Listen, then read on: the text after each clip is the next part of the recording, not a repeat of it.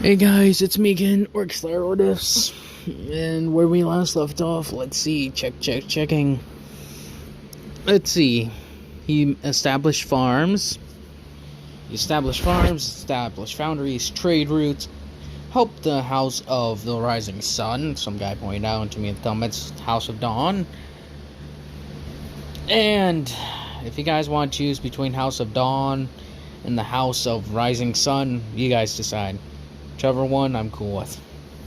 So, and he had to talk with Speaker telling him that he saw a vision, and what he could tell is that a war is coming. So Deku, and he's gotten a few things. He's gotten the frames that you'd see in campaign missions or around the tower, like the Messenger, Shax's little friend in Destiny 1, and the Sweeper bot. Well, what's going to essentially happen here is that Deku's pretty much pumping these out as fast as he can. To tell which ones are his, he's just pretty much putting the Panther iconography and equipping them with shock rifles and such instead of the normal assault rifles you'd probably see them with in the tower. That being said, he's designating ones, and he even has a few servitors, since I believe they have artificial intelligence. Some servitors have command over the frames, since I know some servitors can have special tasks, like some of them are used to fly ships and such, like in the Destiny 1 in the Prison of Elders, it's like from fallen catch fallen pilot servitor, and it's just like a giant servitor that would be around the same size as a prime. So I think they have multiple jobs that they can fulfill, either as commanders and such, or as, baseline support units with their giant cannons. In Deku's fleet, I believe, if I didn't explain it, he has like 4 or 5 skiffs. Not skiffs, sorry, catches, 4 or 5 catches, which is a lot, for 500,000. About to be increased by 750,000. Well, not increased by, but increased to 750,000 with the amount of frames they're producing. So, and a lot of them, like around 300,000 of the people he has, of the people that are there, they're pretty much warrior class, or soldiers in a way, while the rest of the 2,000 are like children and non-combatants. And with that's not including like the several thousands, dozens of thousands of shanks and such. So yeah, they're producing quite a lot. They got like over a dozen spider tanks as well that they've managed to loot over and over again and somehow smash together, knowing the basics on how technology works. And they even have the Devil's heavy shanks and such, so they're getting pretty well armed. And them sharing this knowledge and such with the House of the Rising Sun. There we go, I'm just going to use that for now, until you guys decide. The House of the Rising Sun. For now, at least. You guys decide if you want the House of Rising Sun or Dawn, whichever you prefer. He shares these plans with them. And so they, with their own foundries and such, start cranking out their own units. And together that like United House has like around 3 catches and over 100 skiffs and medium-sized transport ships. Deku has that and then some. You guys may think, well, how does he even have all these around? Like I said, servitors help pilot some of the stuff. So as they're continuing forth and such, Deku and them are just preparing for war. Till the day finally comes where the House of Dusk essentially announces on all of their channels that Deku has hacked into, saying that the Red Legion has arrived. Deku's like, oh great, more Cabal. And in this time, he has actually stationed troops on Mars to keep an eye on the remaining Cabal presence. But here's the thing, when he was looking around there, like his troops and such infiltrated like Cabal fortresses and such, or strongholds. There was nothing there. It was completely deserted. And several things, like not all the equipment, but a bit of equipment was left behind. That that he had told his troops to scour for tracking devices and then take the remaining equipment. They even found a Goliath tank. Yeah, they were in a rush to get out of there or something. They even left several ships. Like, he's questioning, the people there are questioning, did they just leave some of this stuff or what? So as they're looking around the stuff, they hear a Cabal, several Cabal ships come and land.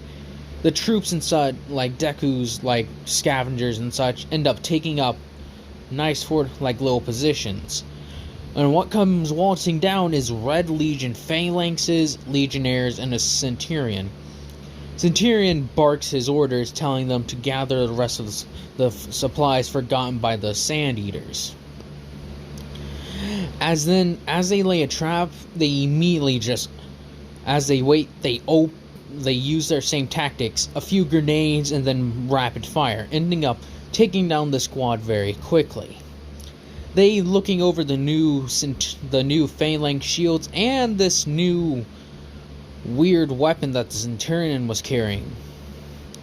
As they're looking it over, they hack into their network and just automatically hear that Squad 65 has gone down. Send several teams to investigate. As they just grab everything they can and then they just book it out of there, kitting onto their skiffs and flying away. With some of this new technology and some of the old stuff that they still had, they immediately bring it, retreat back and give the news to Deku. This is also, he's like, so new weaponry, so we may not be able to rely on our old tactics with the Cabal. And like I said, their thing was to get the Cabal phalanxes to line up forward, which is how they typically would. And what would happen is that since they couldn't see through their shields, they had like a little eyepiece that would allow them to see around their shield. What they would do was toss a first volley of grenades that the phalanxes behind or in front would try to block. But then they would roll some sliding grenades. I know, just some normal grenades instead of their spike grenades. And then let those roll under the shields, then blowing up the phalanx line, then allowing Deku's normal gunners and such to mow down the rest in the back. But they don't know, so as they're messing around with the stuff, one of these bigger fallen and such, press a button and the shield extends into a barrier. They're studying this technology. And as that's happening, they hear this from the city. The city satellites are going down. And they hear this. Oh God, as the whole city is attacked. Before everything happens, the speaker ends up singing out a message. Deku, can you hear me? He's like, speaker? What is wrong? Some enemy force is attacking. We need your help. We need your help evacuating the civilians. He's like, shouldn't you Guardians be able to do this? No, something's wrong.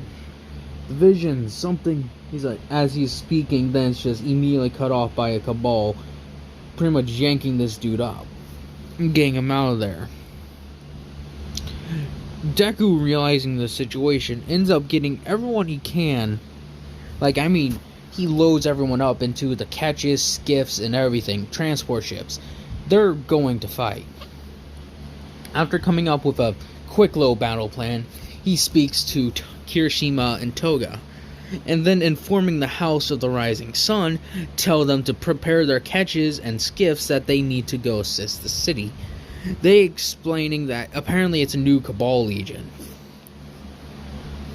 They have some new technology, so it'd be best to move in very quickly and see if we can just hit them very fast.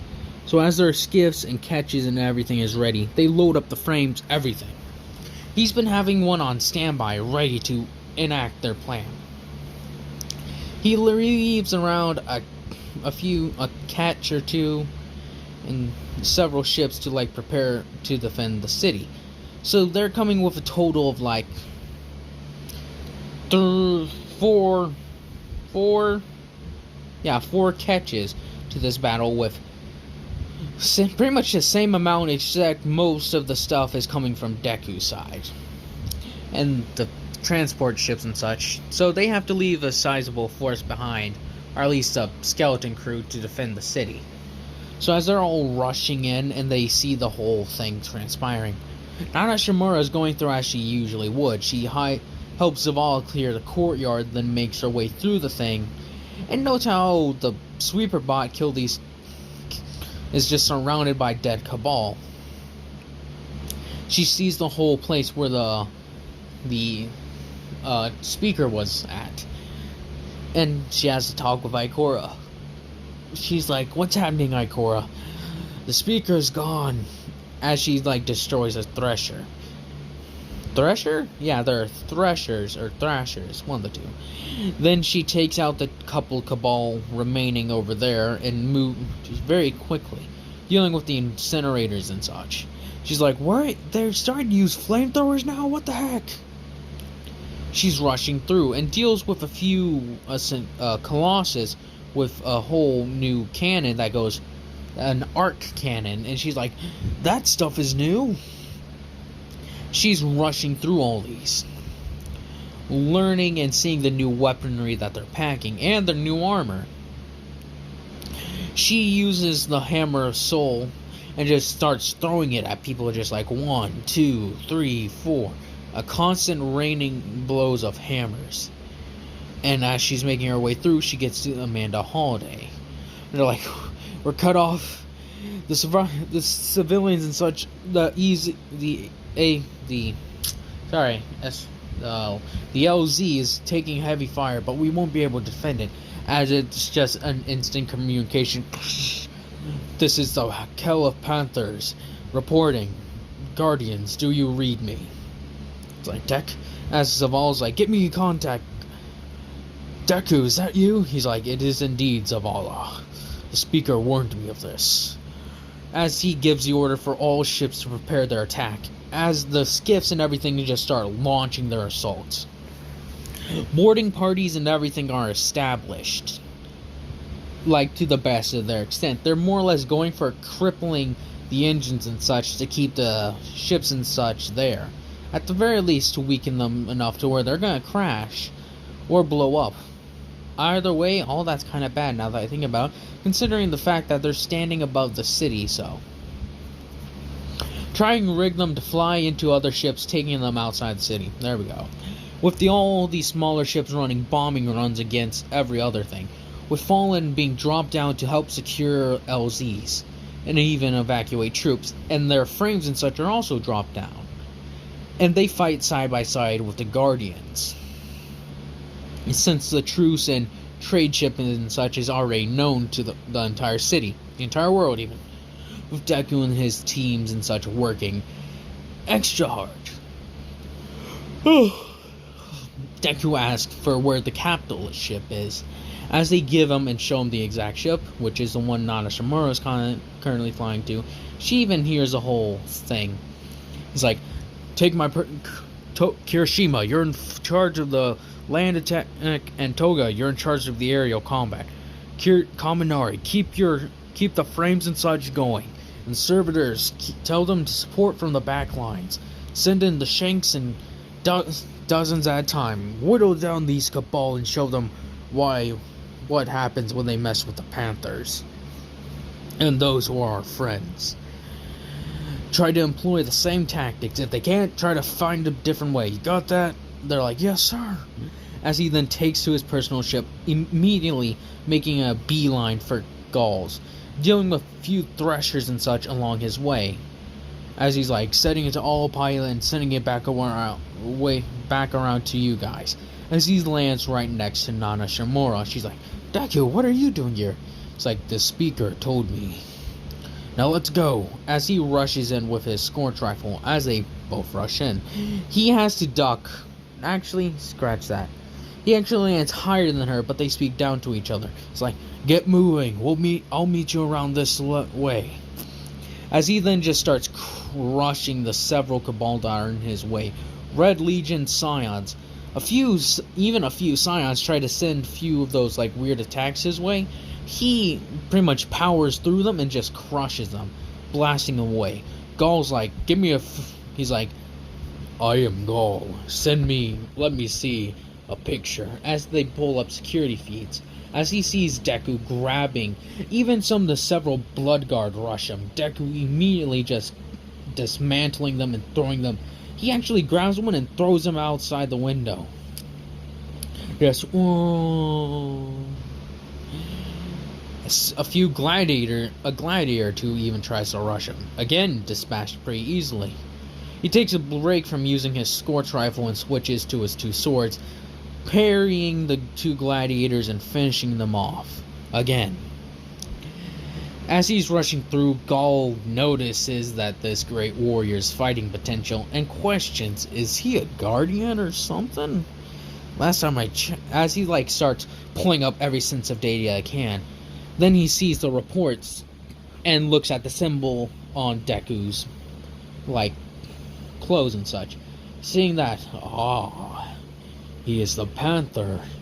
Some of the Blood Guard question who that is, as he says, the Cabal stationed on Mars, Dust Giants, Siege Dancers, Blind Legion, and the Skyburners all reported having incidents with a tenacious fallen called the Panther, or the Baron of Panthers.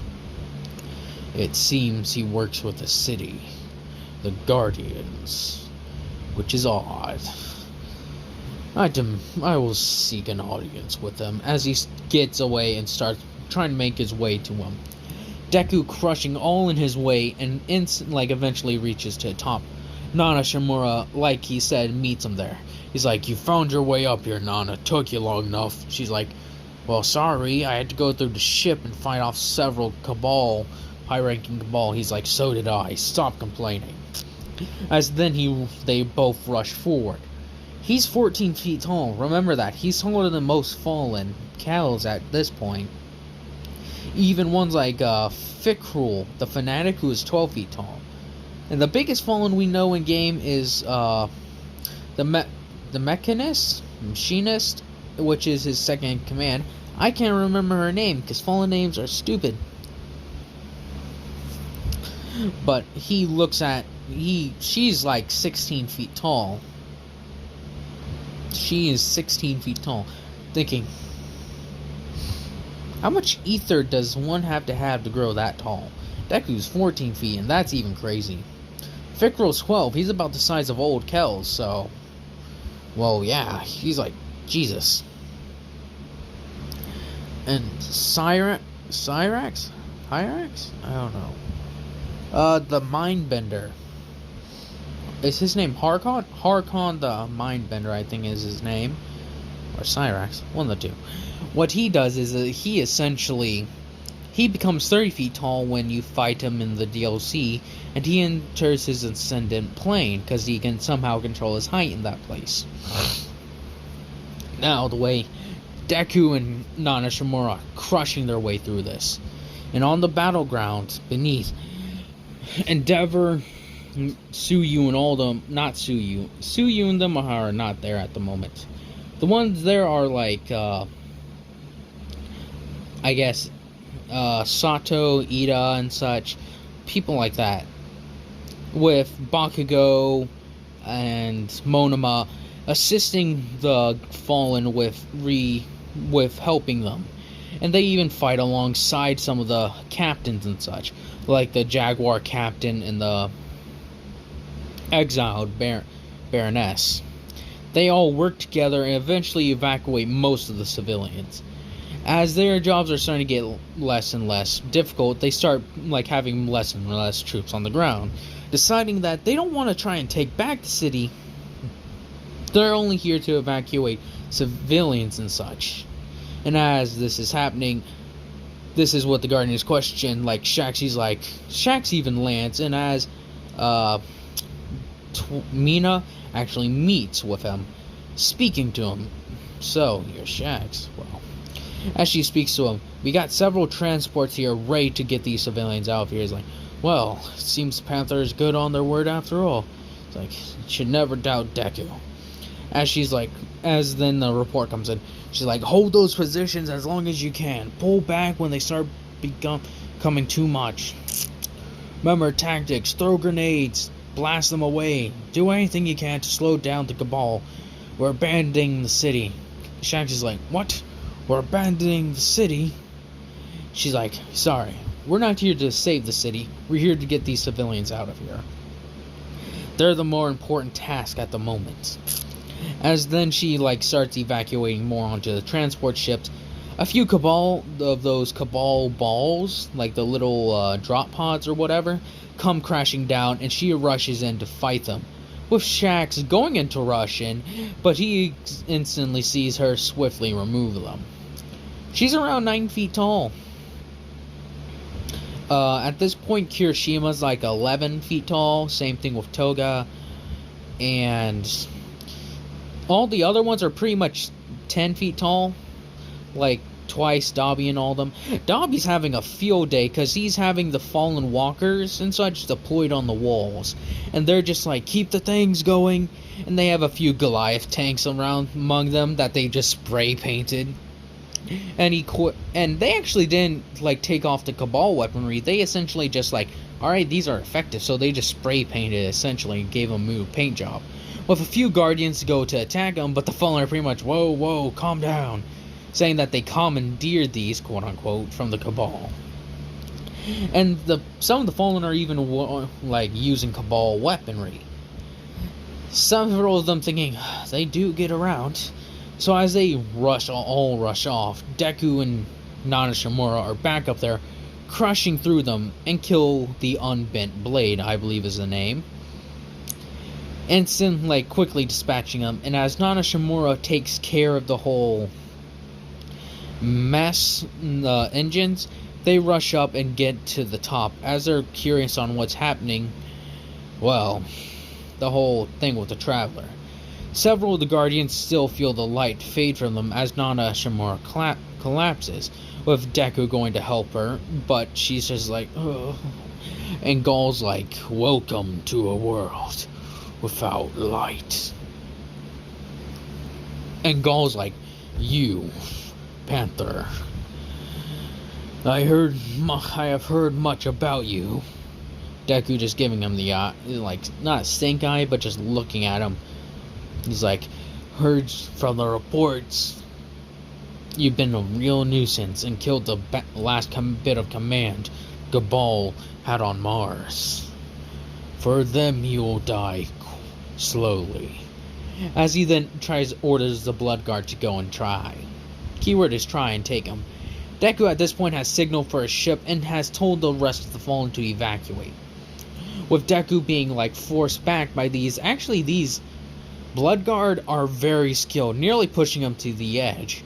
And at this point, Gaul has pretty much kicked Nana Shimura and does a little tap and forces her off the thing. As Deku sees this, he enters a rage and immediately throws these guys off, looking at Gaul and charging for him. Gaul using his, some form of martial arts, and punches Deku backwards. With Deku seeing this and just throws aside his weaponry, wanting to do this hand to hand. Gaul's so hand to hand, as he cracks his knuckle, both of them rushing in. Deku tackling Gaul and actually ripping off one of his wings, using it to smack him around and beat him over the head with it. Gaul ends grabbing putting both of one of his arms in an arm lock and such, and headbutting him in the mask. Deku, after doing this, brings his head back and bashes it right into Gaul's face mask. And I don't know what the point of that is. I think maybe it's a rebreather. I have no clue. I haven't seen anywhere where it's explained. But as that happens, it's ugh. As then he punches Deku right in the gut, sending him sort of a little ways back. As he goes to Gaul goes over and picks up some of the Blood Guard's guns. Deku going over and grabbing his scorch rifle and blasting it at him. Then rushing forward with his two swords and his scorch rifle in his hands, rushing forward again, like I said, and trying to match Gaul step for step, and is doing quite well. Till eventually his ships arrive, and he actually ends up using his sword and slicing one of Gaul's eyes. As then he retreats back using his short teleportation and blasting off. As Gaul grabs his eye and smears it down, you looking at it, his blood-covered hand, he's like, "Oh, well done. I see why he was so difficult to apprehend." As he walks away, Gaul then receives a report that the attack on the other city wasn't as successful. But with the amount of refugees and such coming in and the light gone, they won't be able to form a proper counterattack until much later. That's what Gaul theorizes. Deku and his troops retreat. They actually didn't really lose any fallen. The only things really destroyed in that attack were the frames and shanks and some servitors. Not many fallen. And ships and such were lost, but, those are manageable. Deku tanking them all and retreating back. And with that thing done, I think I'll end it here. I hope y'all have enjoyed this, and I hope y'all have a nice day, nice night, nice life.